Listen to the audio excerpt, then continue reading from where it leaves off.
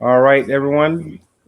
It's another episode of the Clay Talk Show here, and I have a good LinkedIn member who gives out a lot of good content about the hiring practices and things that our job seekers are seeing in today's job market, in which we all know if you're looking for a job, it's pretty bad, it's pretty rough these days. But I'll let Kera go into more detail as to who she is and why does she do the things that she do and why does she post the things that she posts. And we're just going to have just a general discussion of things that we're seeing, common issues, and maybe some possible ways to overcome these things. So if you want to just go into a little bit about yourself, Kira, and then we can just move into it.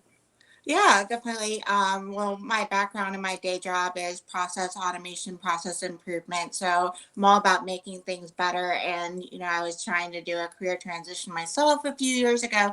And it took years of getting more certifications to try to get noticed. And I didn't understand why it was so hard. And I've been a job seeker a few times since then.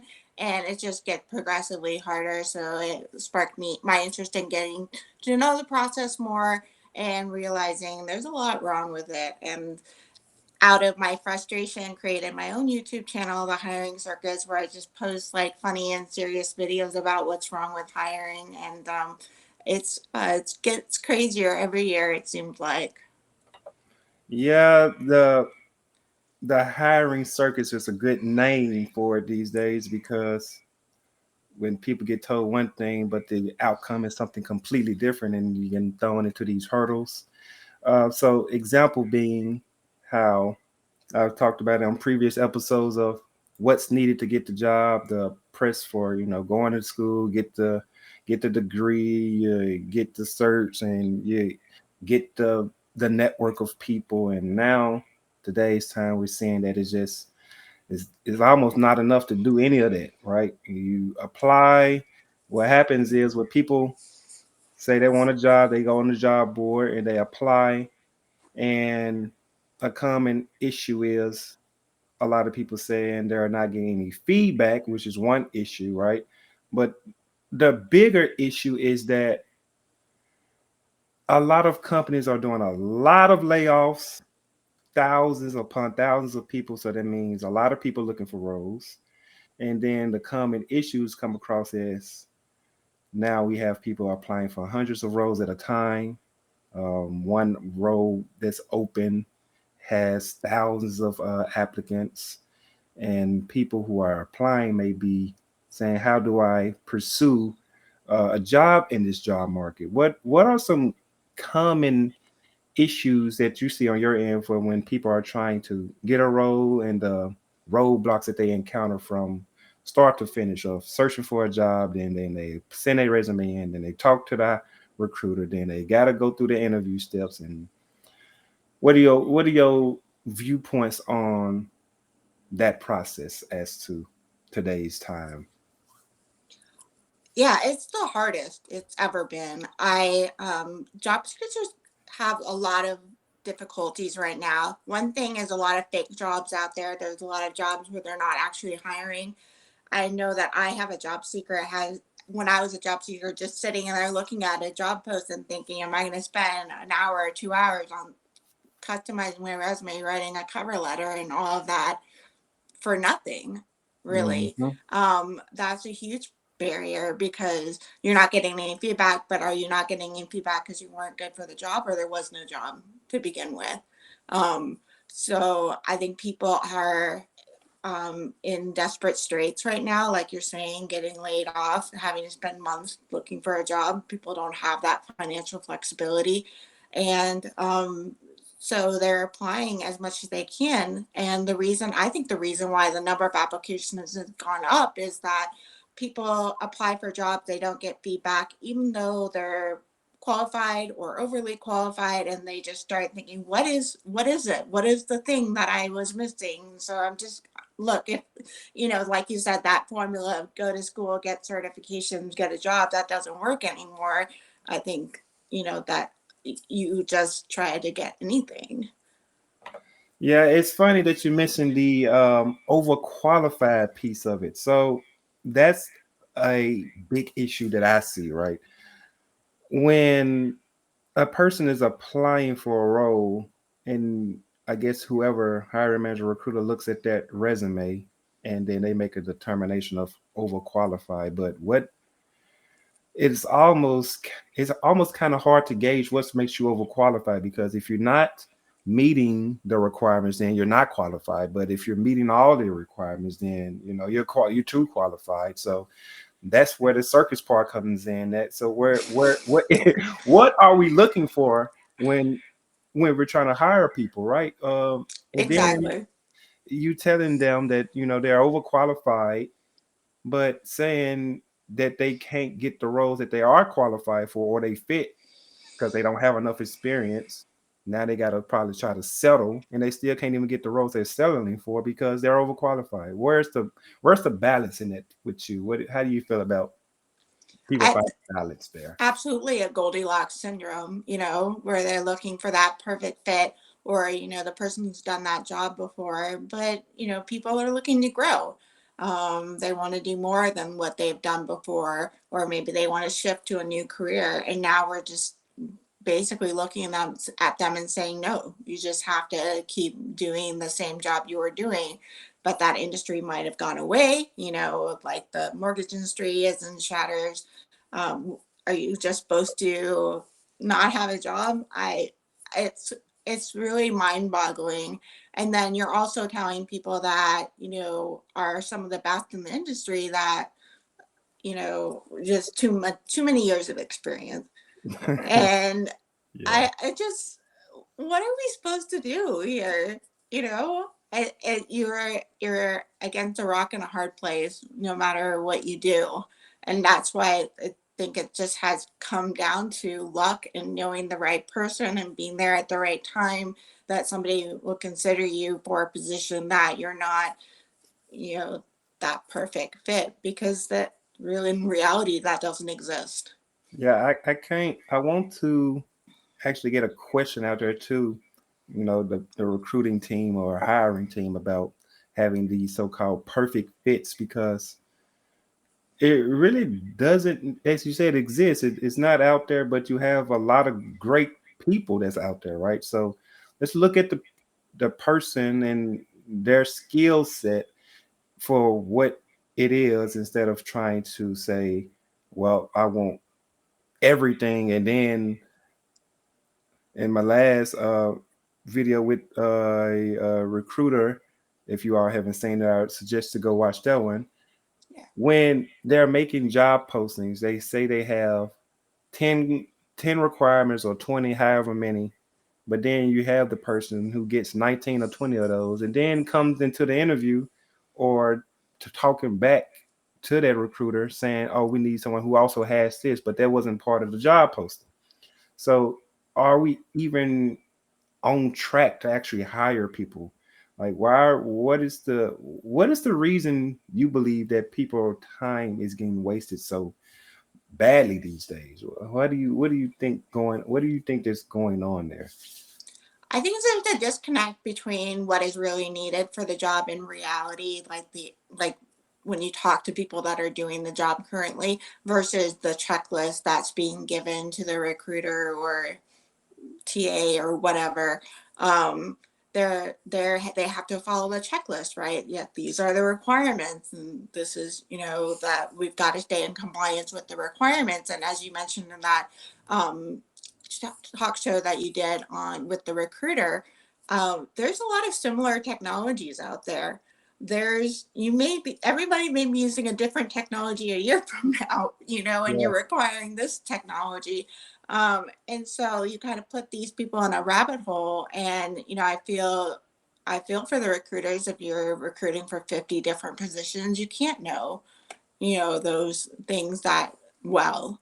Whereas I think, maybe 20, 30 years ago, when there wasn't so much distance between the person and the team hiring for the job and that person applying to the job, there wasn't that disconnect of, you've got to interpret and translate what the hiring manager needs and what the job seeker has. I think a lot of that is getting lost in translation, and people think, oh, there's not a match, when in reality, maybe there was. Yeah, that disconnect part is basically the sum of the issue. But I have some recruiters on my page, and I see the controversial posts all the time about what's needed. And oh, how about this? Right, this is recent news in LinkedIn that just happened with a I forget the person's name, but she was a recruiter and it went viral. You already probably know what I'm I talking think about. I know. I think I know. You already know what I'm talking about. Uh, what she say? She had all caps of "Stop shooting your shots at jobs you don't fit the requirements for." And yeah, and a lot of people definitely felt some type of way about that, right? So, what do you feel about that situation? These are the people that have to talk to these recruiters, and that's the type of energy that they're putting on to the job seekers is stop trying, Yeah. right? Stop trying. That should be the last piece of advice that you are trying to get someone who's needing a job to provide for themselves and their families, right?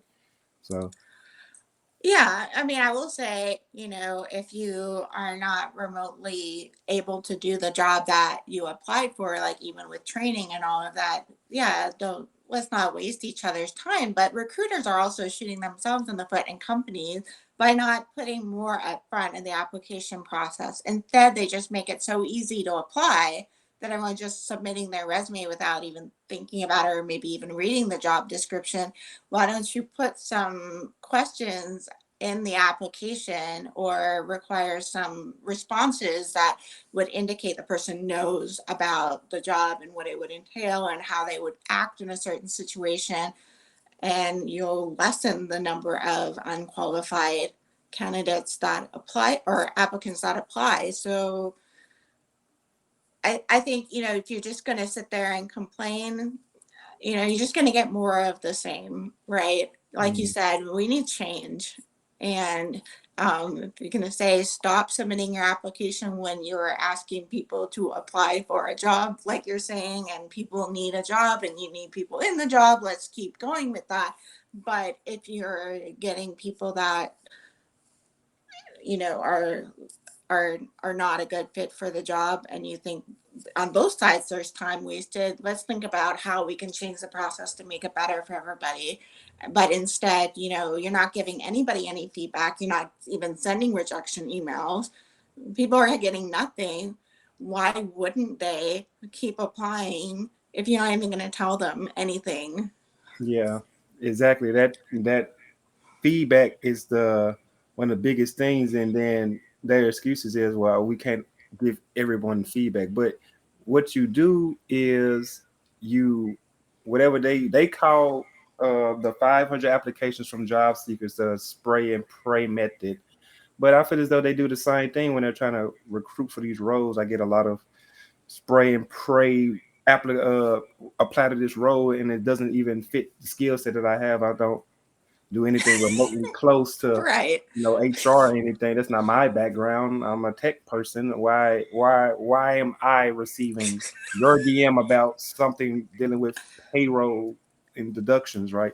So it's just the hypocrisy of telling people to Right. do one thing and you're not doing that same thing, and then say it's too many people to give feedback to, but you can reach out to them and get on a phone call with them and waste an hour or so of their time, and you just can't have the decency to say, hey, well, this one didn't work out because X, Y, and Z. But no worries. That doesn't mean you're not qualified for other roles. I mean, it's something Right. just that simple, right? Just don't Absolutely. go Casper and just disappear into thin air and Casper, I like that. and just leave people just wondering like, wow, where did I go wrong? And that's the cycle, right? The cycle is find a job, apply, and they say network, or you know what people do is reach out to the recruiter. I applied to this. My skill set is this. Here's my resume. Half, it's a half and half, probably less than that, that they may read and they may respond. Once they do respond, then they may read it, and They may call you and y'all have a chat, and if you can get past that, then you get to the interview. But that's the second problem. You get to the interview, which turns into take home projects, that turns into another interview, which turns into five interview processes, and it's just long and drawn out to get to all the way to the end of this five interview process, and then never hearing from anybody again. That's crazy to me that that happens, and then we have recruiters and HR managers and hiring managers that I see in comments saying there's nothing wrong with the hiring process. People are not like what? Like, how is there nothing wrong with the hiring process? This is why I want this to Exactly. be seen by these people who say there's nothing wrong with the hiring process, because I would gladly invite you on to say that is absolutely not true, because these these things should not happen, right? Any Right. role I've had before was pretty straightforward. Luckily on my end, no more than two interviews, decision made within 2 weeks, Right. open communication. Wasn't any of this these salary hoop dreams, because that's another issue. There's just so many issues with this process. It's just why Right. why make this harder than what it has to be, right? If you got a role, crew to say, hey, this is the salary range for this role. These skills are needed. Okay, you okay with that salary range? Yes, you got these skills. Yes, talk to the hiring team maybe once or twice and the team, and that's it. And then they should make a decision within the next week or two. That should be it. Apparently it's it's got to be longer than that. I don't Is there any efficiency with making processes longer to you? Do you feel as though there any benefit from that at all? I'm not, maybe I'm just not able to see it from my side, my point of view. I'm not able to see the benefit of a drawn out hiring process. Maybe you can help me see that. I don't see a benefit either. I mean, I can put myself in their shoes and know that, hiring is can be scary. Because like you could everybody makes bad hires, right? Nobody's ever, have a perfect hiring track record, and they don't want to make the same mistake again. And so but I mean, just making the process more overly complicated and take longer and take a bunch of people's time and never even result in anything. That's not quite addressing the core problem that the hiring manager wants to solve, which is they want to make a good hire, but they need to design a better hiring process so that they outline, what are the things that are key to this position? What are the things that are nice to have? And everybody follows that same scorecard. And you give people different questions to ask, and everybody knows what their role is. But I can tell you from my own experience, I don't think people get interview training. So imagine you're thrown into this situation, you don't even know really best techniques for interviewing. I think people see it when they interview with people that a lot of people don't know how to interview.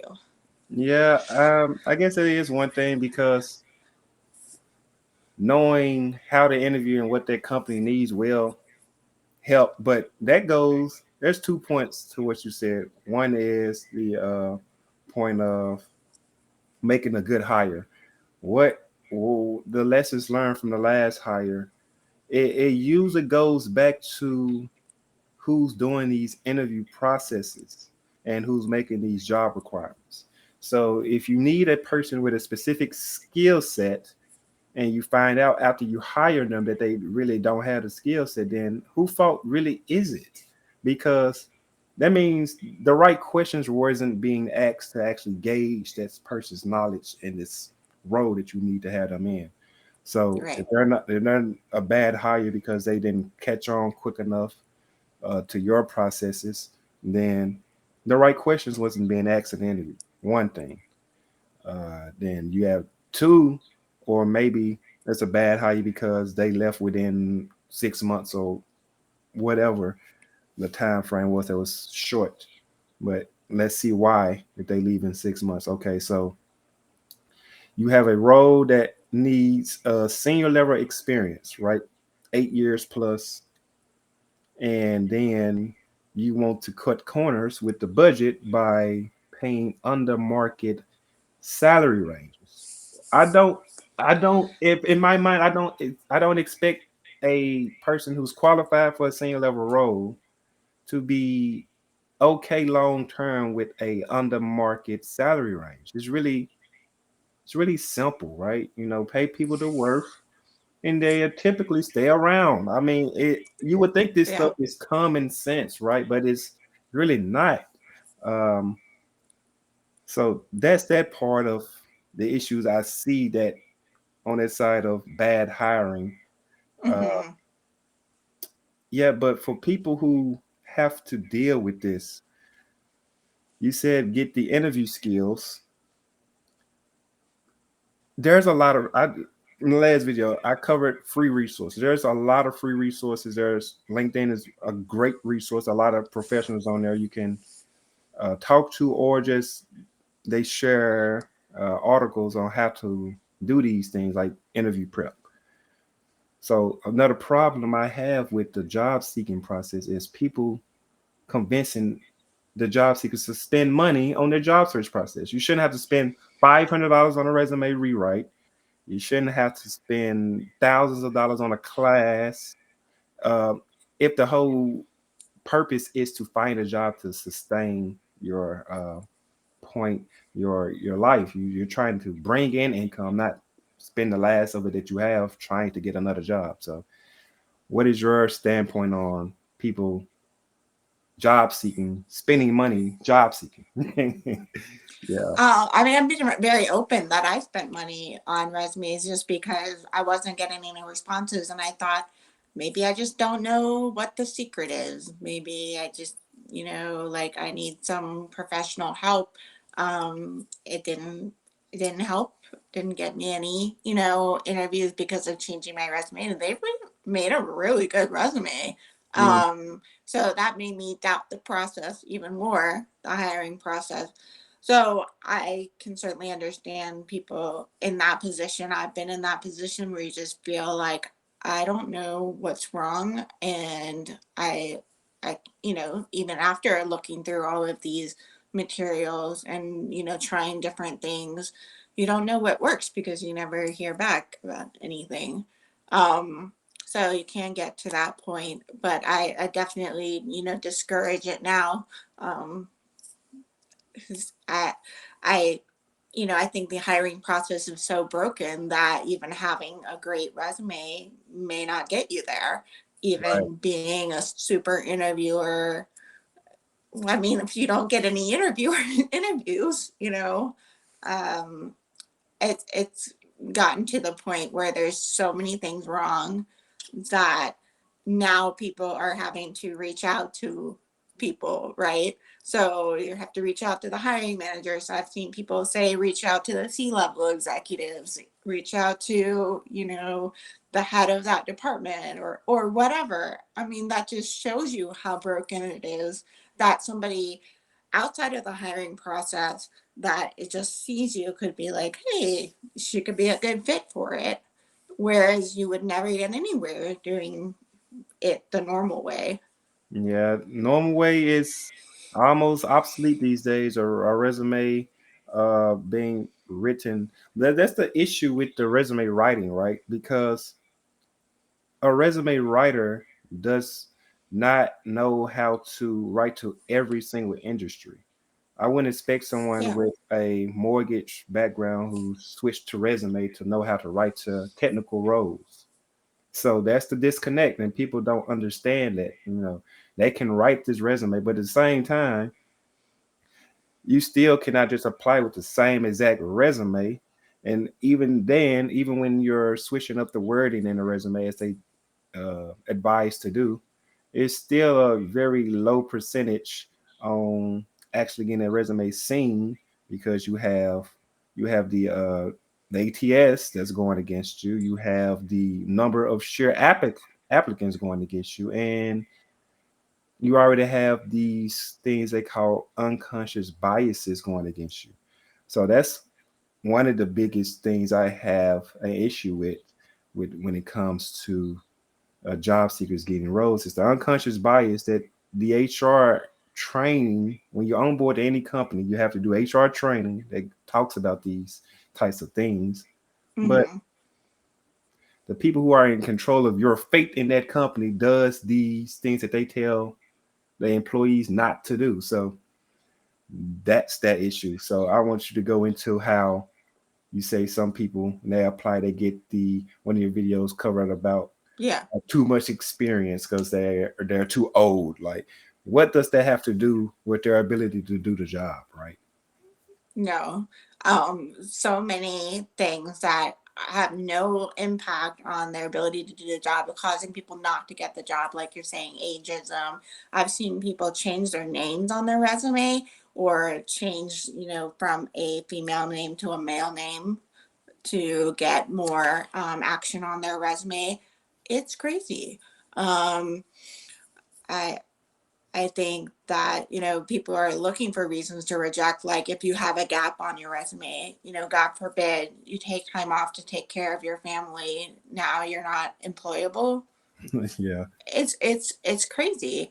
Um, or, you don't know this particular industry. The industry doesn't take that much long, to know. So it's they're looking for ways to get rid of people, right? Because they have 1,000 applicants, they need to get rid of 900 of them or something like that. And so they're looking for reasons to take people out, and really they should be looking for what makes them a good fit. And I also think this going around the application process and talking to people at the company, you're that all of that equitable and diversity is taken away from that because people are just going to go and talk to people that they like and that they know, and and that doesn't promote diversity or equality in hiring the way that it should be. Yeah, exactly right. So you the whole purpose of they say a diverse workplace is to have different backgrounds and different opinions on how to come together and make that company's mission work in a unique fashion. But yeah, as you just said, that's just not happening. They're hiring people based on gender, race, age, whatever their motives are when they're doing it for a specific role. But they're promoting these qualities. They're promoting these diverse, equal opportunity qualities, and that's just my biggest problem. I believe that because you're already promoting an image that you're not even upholding yourself. And they always say you have to have integrity. Oh, that just made me realize the integrity Okay. part. The Mm. integrity part, right? I know one job seeker had, he has good experience in his field, and he was just, applying for lower level roles because he wasn't getting those exec roles that he just previously had. Recruiter told him to maybe you want to dumb your resume down a little bit. Maybe you want to take away some of these experiences. And he just said absolutely not because that's, my integrity. Why would I belittle myself to fit you all's needs? Because that shouldn't that's just proof of the discrimination, right? Somebody has too much experience or they're too uh elite in their role, or they just have too much knowledge and value. They know that they are going to have to offer something more than just entry level salary. So that's a problem. I'm pretty sure you probably seen it at least once or twice on your page, right? Um, People having to say they had to edit their resume to make it seem like their experience is not that great. I highly recommend against that one, because why sell yourself short, right? But then you have the people who say, "Well, I'm still looking for a job. I need to get something, anything." Any words of advice to help them land something or anything? that they're looking for? I feel like the advice that I think of changes every week Yeah. because like what worked last week doesn't work this week. Mm, With that caveat, I will say what I've been learning the most about and what seems to be working now is writing the way the machine reads, right? So I just think it's a reality that people don't want to talk about, but there's definitely AI and automation and this resume screening automation as well. So people using ChatGPT or mm, other types of resume builders that use that kind of technology to build their resume. So basically, you're fighting AI with AI. So is keeping it more simple, straightforward. Is I increase the returns of my department by 20% by doing this. There's like no creativity. You know, it's very straightforward. You don't want to, if you put in nuances or something like that, it may not catch it, right? But putting in all those words that, it thinks are important because they're in the job description, and it just becomes a formula. And I think it's just so sad that we've gotten to this point. Everyone's going to have machine written resumes to be evaluated by machines. yeah. How far have we come from the humanity part of this process? But and then I would keep the resume extremely simple, Yeah. no fancy formatting. Okay, have it in the order that the machine expects it to be in, as far as experience, education, skills, or whatever.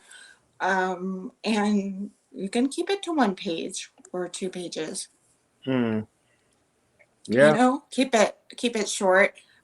Maybe if you are that person that is super experienced, give them the highlights and get them to want to know more about you. I Yeah. don't think you have to put every single thing on the page, but also don't think you should discount yourself,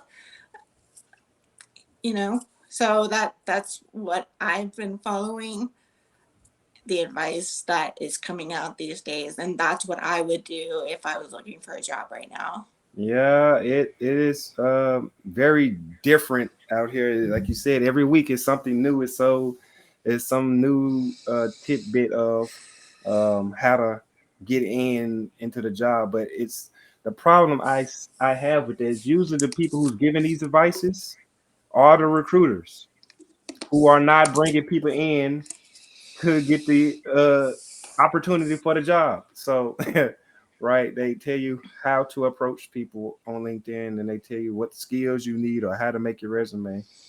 But then people take their advice and then they come back and then nothing. What happened? Right. You had so much Yeah. feedback at first, right? You had your LinkedIn post get 2,000 shares or whatever. So many people viewed it. Now they say, "Well, I took your advice. It's not working." No response, right? So Yeah.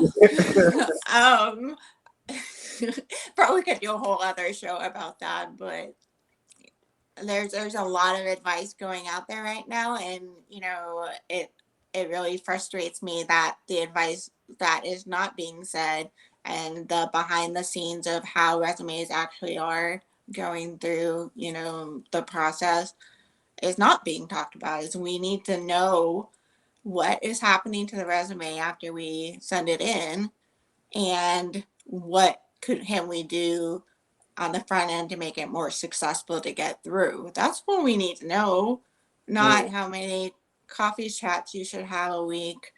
I mean, not saying that you should network, but there's other practical things that need to be talked about as well. and that outside of the actual tools like the automation, resume writing, and the parsers of the resume or or the ATS, the whole other aspect of the human being that bias is there that is really not talked about, right? You can have, like you said, No. perfect resume, the perfect interviewing skills.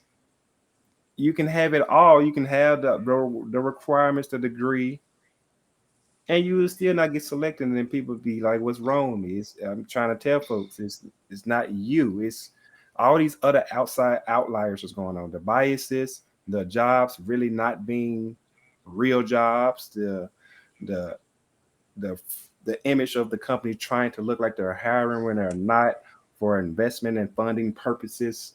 And we can get into the legal ramifications of that another time too. But they're doing these things that's really affecting the mindset of people, right? And then is messing up the actual numbers of people unemployed, right? So we're not talking about the people that's underemployed who may just settled for something, paying $10 or something. They had to take a pay cut from $50 to $10 just because they needed something, right? Uh, the people that's unemployed who got a little severance package, they are not considered unemployed. I learned that from a recruiter that I talked to. You're not considered unemployed while you got this severance package. So that's obfuscating the actual numbers of unemployment. And then the thousands of people who are looking for jobs, uh, they may not even have that they're actually unemployed on their, profiles or reported it because, like you said, they want people who are still working.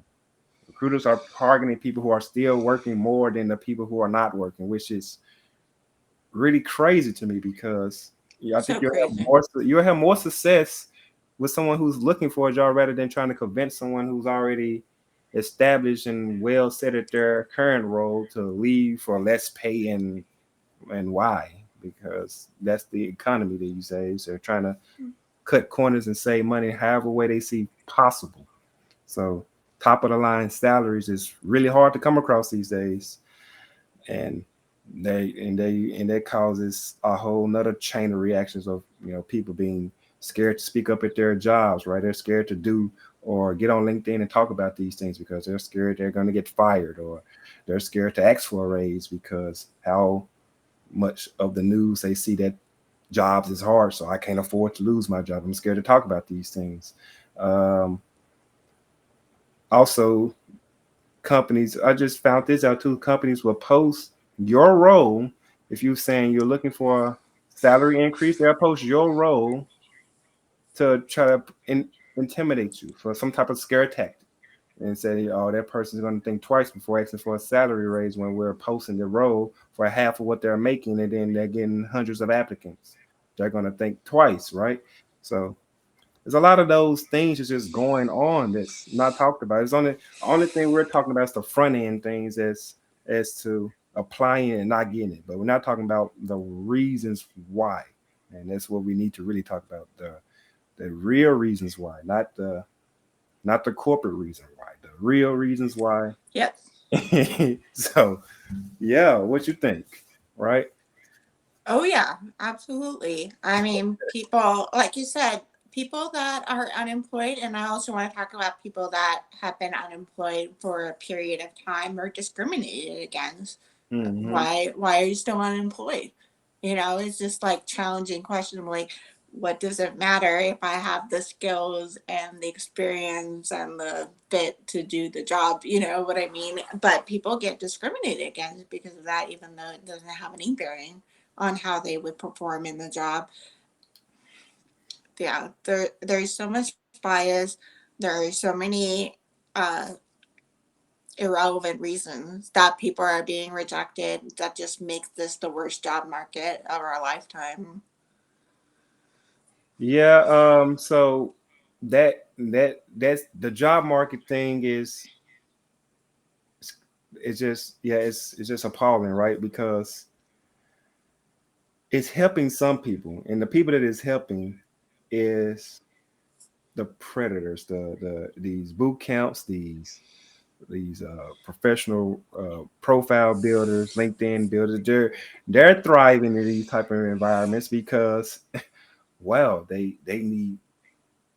Listen, I want to tell people right now, your resume is going to have 2,000 different opinions if you let 2,000 different people read it. So there's no perfect resume. So I just want Right. people to just, if you want to pay for those services, then maybe you want to do it for a reason of I don't feel like writing my own resume. Okay, that's fine, but just like I said with the school thing, you don't want to pay for something with the intent of this is going to get me the job, this is going to get me, notice. When in all reality, that's really not. It's not it, right? That's not the end all be all. It's just too many factors, and the education centers, the boot camps is out here saying, come to spend $10,000 with us, 20,000, and you're going to get a job, right? That's just not how that works, right? You can't guarantee things that's not in your control. When you're Yeah, going, anybody that's guaranteeing, that's a red yeah, flag. that guarantee, hey, you spend your thousands of dollars, thousands upon thousands of dollars with us, and you're going to get that job. That's their selling point is marketing, right? I get it, but maybe there's a different way of doing it, right? You can say, hey, these skills will help you land your new role because that's what it's doing. If the person who chooses to go through that is helping them, it's helping them get some more skills. But in the end, you can still have the skills, you can have the knowledge, you can have the network, you have every egg in the basket, and it still doesn't work out. So now that may seem as though it's like disheartening or not being hopeful, but it's just I always want to bring awareness to people to say that these are the things that you're up against. Now there's no formula for beating it that I know. So this is why I like to talk to different people about seeing what do they think I had to get around these issues, right? Because there's going to be somebody hiring. There's still companies who are hiring, but it's just hard to get noticed over the thousands of others and the other issues. So, yeah. Yeah. Well, I think even you just saying that how hard it is gives other people hope and some camaraderie, right? Because when you're job seeking, it's fundamentally something you do by yourself, right? You're Yeah. sitting there all day applying, and you start doubting yourself. You start, looking at the bills piling up. I mean, the walls can feel like they're falling in on you very quickly. And the more that we talk about it and the more that we show that it's not them, there's a lot of bad things going on and structural issues with the hiring process in itself, I think can at least give some people that support to keep going and to understand that the other people are having the same issue. That's why I think the LinkedIn community is so important, because we can all see jobs for each other. We can write recommendations for each other, endorse each other. Just provide support for the sometime person was ghosted. Um, because we need that community in a time like this. Yes. But speaking of the community, I seen a common thing that's going on. I don't know how you feel about this, but there's a lot of similar posts. I'm talking about word for word posts of when people are laid off. It's like a template that people are following now, right? They get laid off, and I asked someone about this. I'm like, I just find it funny. Like you'll type in certain words on the search bar if you know how to do a reverse lookup on LinkedIn. You can just type in certain Okay. words such as laid off and mentally draining or something like that, and you will see 30 different people have the exact same wording, and it's hard to it's hard to follow if it's real or is it just for attention because then that causes some like some different people to look in and saying it's like I literally because I seen it in the comments that someone said you just copied this post from the last person I seen who said this, right? And I don't know if it's an attention grab or it's actually real, but there is a thing going on with people actually getting laid off. Yes, but I just don't know if I like the copy and pasting. I don't know if you've seen that on your side a lot. Yeah, I've seen that on my side as well as like the advice posts. They sometimes come very similar, um, over and over. I think that's part of social media is that people will see what's trending and they will copy it. Like if you go on Instagram or TikTok, it's like so many people making the same video with the same sound, right? Yeah, And yeah, I think that's more the nature of social media.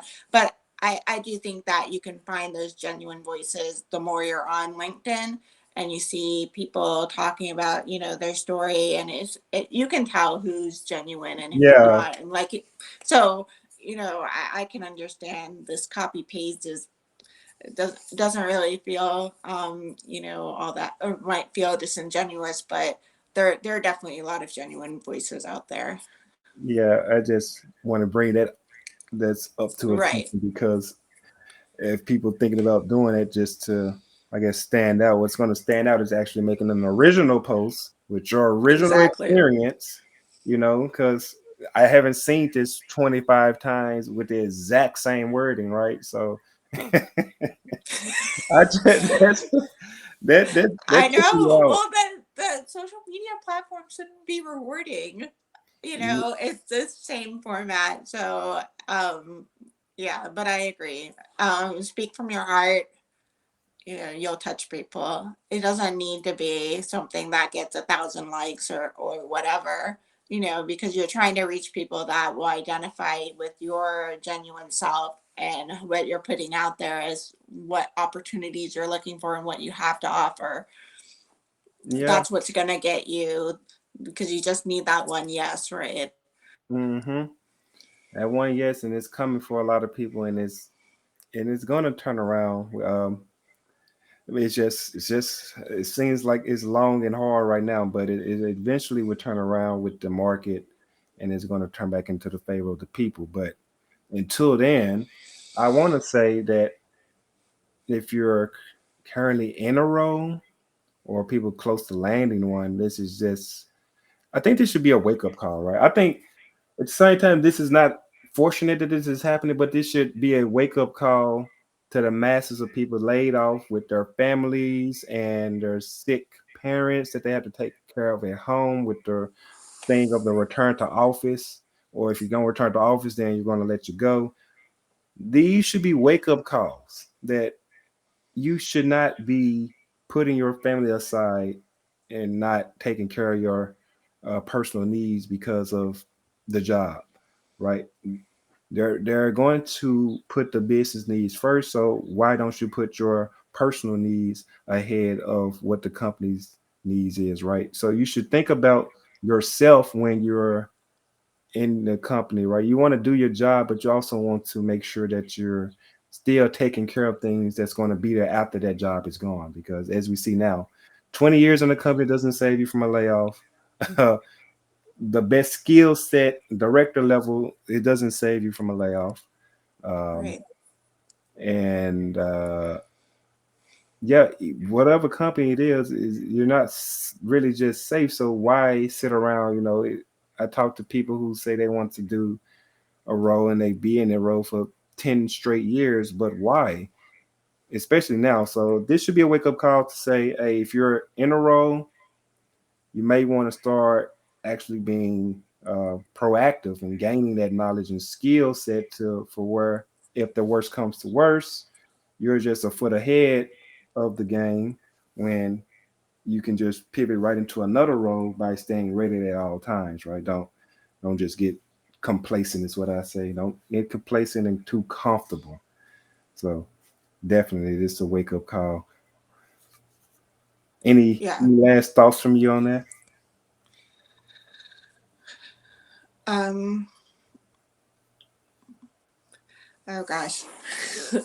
I think it's just like you said, it's a wake up call that hiring is broken. I think we need more voices on this topic, to encourage change. And for everybody that is still looking, please reach out. I think both of us are, really open to helping people and just being a listening ear. Um, you don't feel like you're the only one out there, and there are a lot of people that are struggling mightily these days. So my heart goes out to you, and whatever I can do, I will do it. it's a tough time, but I believe there are a lot of people out there like us that are working hard to make things better. Yeah. So definitely reach out to me. I always respond to anyone who needs to just to talk with some advice on how to do whatever they need to do to get into the job, right? I'm the thing about me is I'm not going to guarantee anything one way is better than the next way. You have to find what works for you, and then that's your story, right? But that's this episode of the Clay Talk Show. I'm ready to talk directly to an HR representative, which I will be doing soon in my upcoming episodes. We're going to get some HR representative personnel that I know, and we're going to get on here. We're going to talk about how they feel with the hiring practices and how can we, as people, approach these things and what the HR department can do to remediate the discrimination, to uh, make recruiting practices better, and we're just going to go from there. So, Yeah, all right, nice talking to you. can't wait. Yeah, thank you so much for having me. Of course, yes. Um, Next time, people, join again.